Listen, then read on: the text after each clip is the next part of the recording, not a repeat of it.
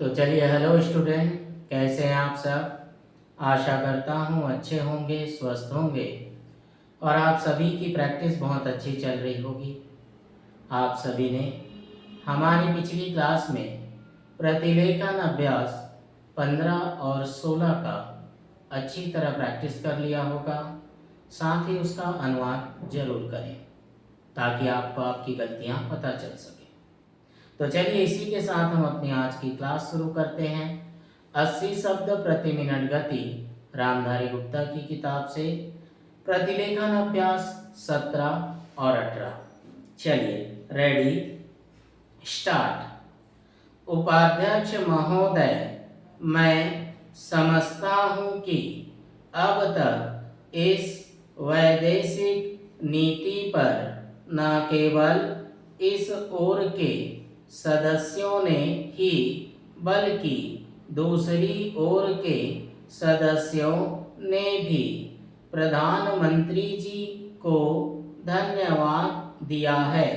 इसलिए मैं अपनी तरफ से धन्यवाद देकर उनका बोझ बढ़ाना नहीं चाहता।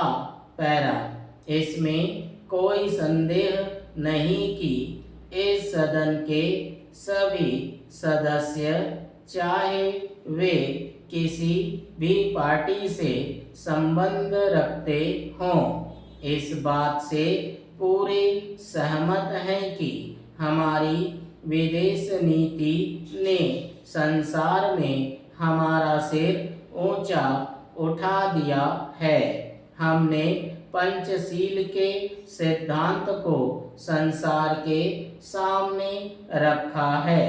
यदि हम उसके आधारभूत सिद्धांत पर दृष्टिपात करें तो हमको पता चलता है कि हमने संसार में एक जो सबसे बड़ा काम किया है वह यह है कि हमने तनाव को कम करने का प्रयत्न किया है।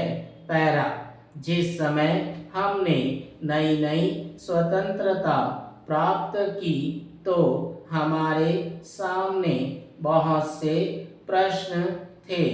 उनके साथ ही हमारे दो बड़े गुट थे जो कि एटम बम और दूसरे बम लिए हुए हमको चुनौती दे रहे थे कि अगर हमने उनमें से किसी एक गुट में सम्मिलित नहीं हुए तो हमको बड़ी कठिनाई होगी। उस समय भी हमारे प्रधानमंत्री ने हमारे देश की वैदेशिक नीति को इसी स्तर पर रखा जिसके कारण आज हम संसार में अपना सिर ऊंचा उठा सकते हैं। हमने जो संसार के सामने पंचशील के सिद्धांत को रखा उसका सबसे बड़ा फल यह हुआ कि एक सम्मेलन हुआ जिसकी ओर मैं आपका ध्यान दिलाना चाहता हूँ। इस सम्मेलन में बड़े उत्साह के साथ संसार के 29 राष्ट्रों ने, जो कि एशिया और अफ्रीका से संबंध रखते थे, यह घोषणा की कि हम संसार में तनाव कम करना चाहते हैं और साथ ही हम यह चाहते हैं कि संसार में जो विभिन्न सामाजिक और आर्थिक नीतियां हैं वे साथ साथ चल सकें। हमारी वैदेशिक नीति में जो सबसे महत्वपूर्ण चीज है वह है सह अस्तित्व की भावना। उसी भावना के फलस्वरूप हम देखते हैं कि आज कोरिया का युद्ध नहीं हुआ, जो कि एक तीसरे विश्व युद्ध के रूप में परिवर्तित हो सकता है।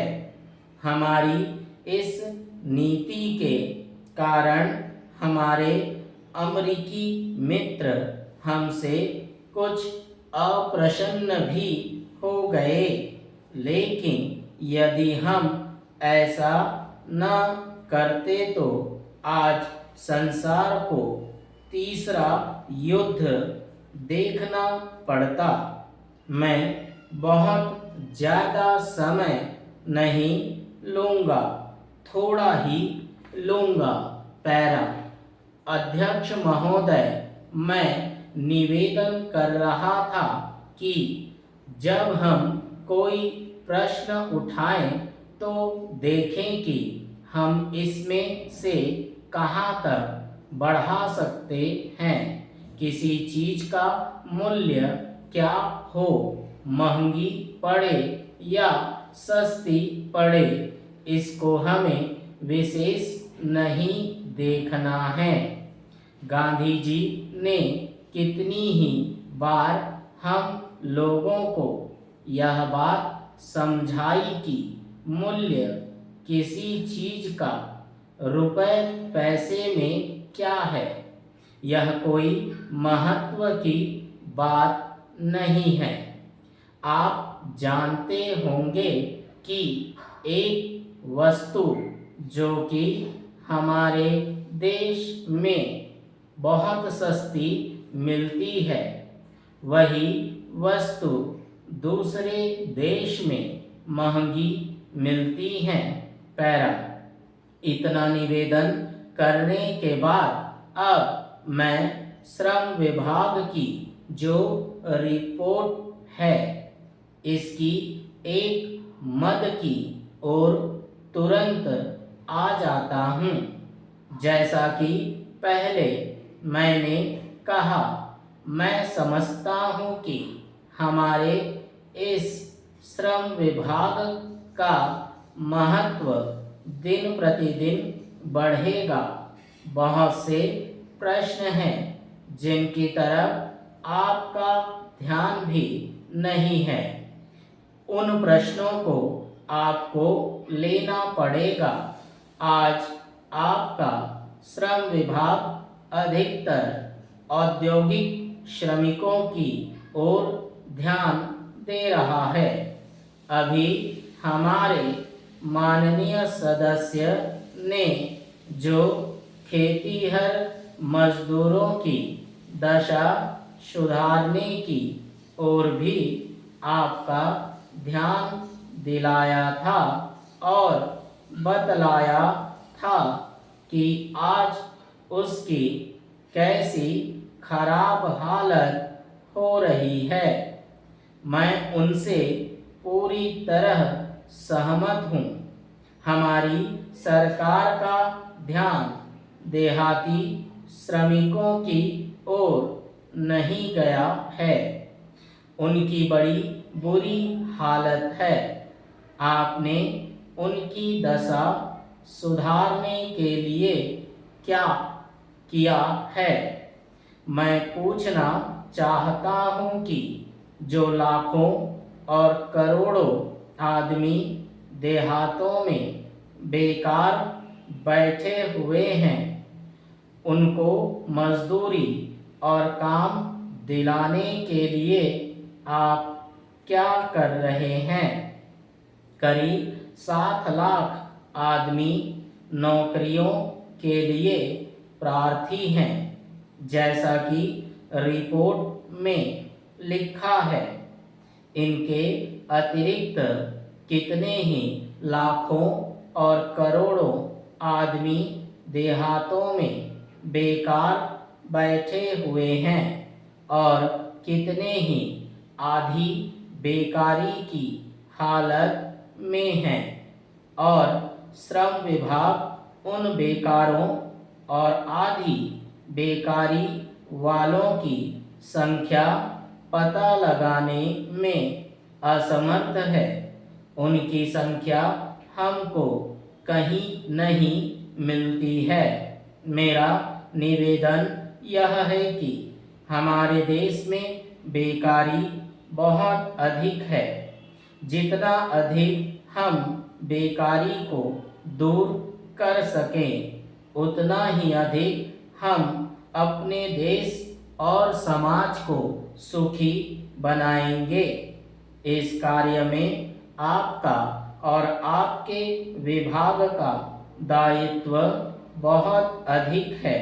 जो भी नया काम आरंभ होता है, उसका दायित्व श्रम विभाग पर रहता है। धन जनता की भलाई के लिए खर्च होना चाहिए। ठीक है, तो चलिए ये रहे हमारे 80 शब्द प्रति मिनट गति रामधारी गुप्ता की किताब से। प्रतिलेखन अभ्यास 17 और 18 इसकी आप अच्छी तरह प्रैक्टिस कीजिए, साथ में अनुवाद जरूर कीजिए। प्रैक्टिस रोज कीजिए ताकि आपकी स्पीड कम ना हो। ठीक है, तो चलिए इसी के साथ हम अपनी आज की क्लास समाप्त करते हैं। मिलते हैं अगली क्लास में नए प्रतिलेखन अभ्यास 19 और 20 के साथ। चलिए ठीक है, आज इतना।